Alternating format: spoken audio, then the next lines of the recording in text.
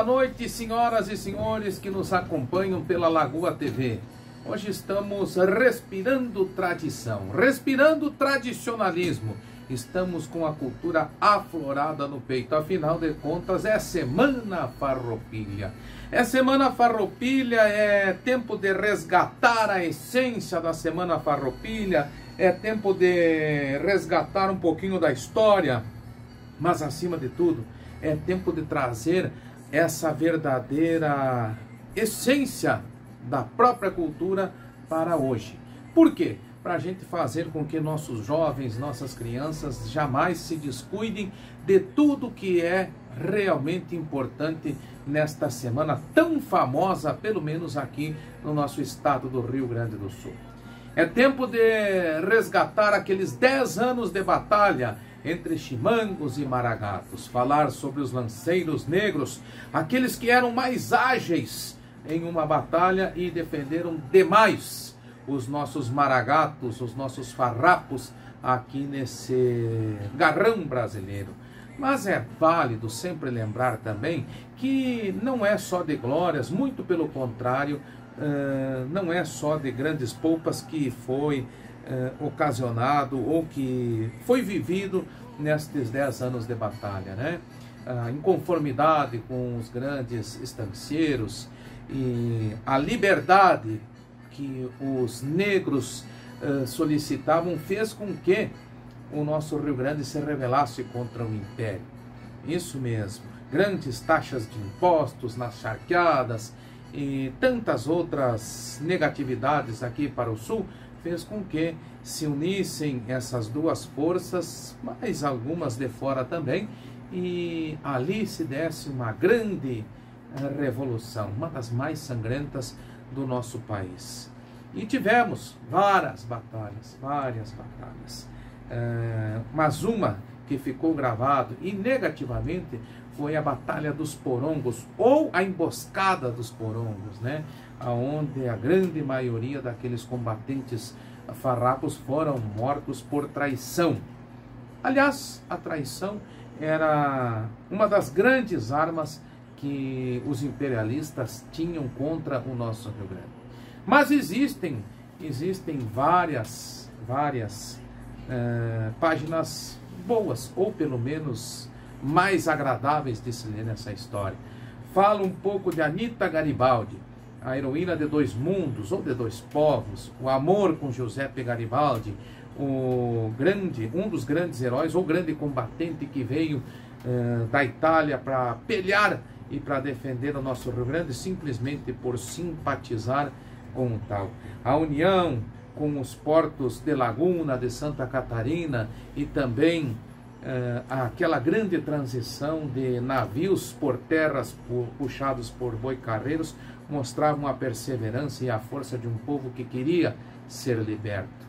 E o que falar daquela trajetória de Anita, onde ela foi junto, ou seguiu, ou foi seguida por 200 combatentes do mesmo lado.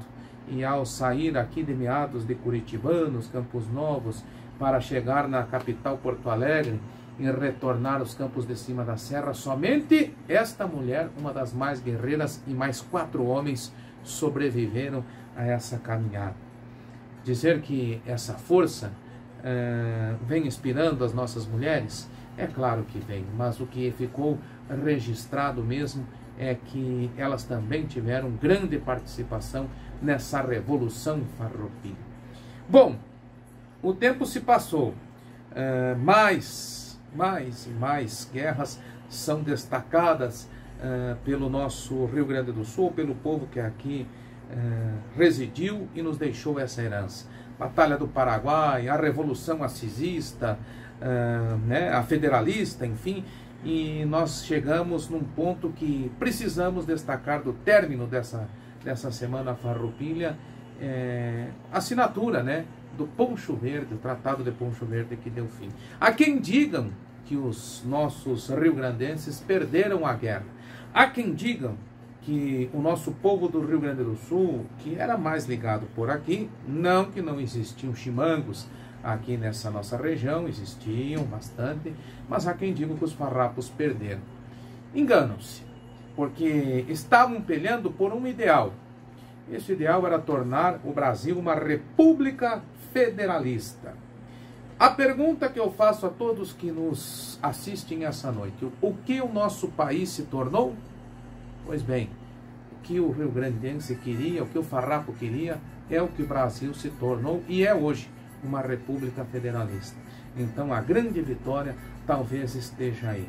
Aquele tratado de paz talvez nem represente tanto quanto essa assinatura postal que ficou gravado a sangue e ferro nos nossos rio-grandenses, mas o ideal que foi perseguido, ele se concretizou não só para o Rio Grande do Sul, mas para toda a nação brasileira.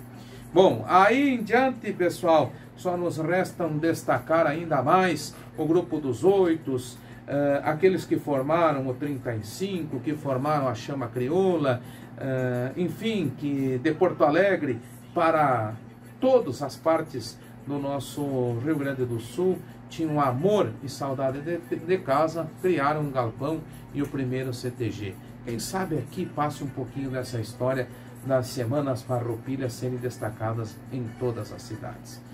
Eu ia encerrar agora, eu ia dar o meu boa noite a cada um de vocês, mas é injusta o meu encerramento sem antes lembrar de um fato acontecido. Não estou falando da Revolução Farroupilha, Cisista, Federalista ou dos CTGs e Grupos dos Oitos, não. Cabe aqui ressaltar a grande tragédia que aconteceu no estado do Rio Grande do Sul com as chuvas, com as enchentes, mortos, desabrigados, cidade com 80% de devastação total. E nós estamos destacando essa parte porque não estamos com um desfile para comemorar marcado para a data de amanhã. Postos de coletas vão estar em toda a nossa praça, inclusive na concentração dos cavalos ali pertinho do nosso ginásio de esporte. Então a gente termina hoje o comentário pedindo e já parabenizando a quem conseguir trazer material de higiene e limpeza para que essas pessoas tenham as condições mínimas de sobrevivência nesses abrigos, porque não são casas, a grande maioria, lá para Mussum, para Roca Salles, para Encantado e todas as outras cidades que foram atingidas por esse verdadeiro dilúvio que veio nas últimas semanas e teima em não passar. Muito boa noite e quem sabe que tenha uma recuperação rápida ou mais rápida possível para todas essas cidades.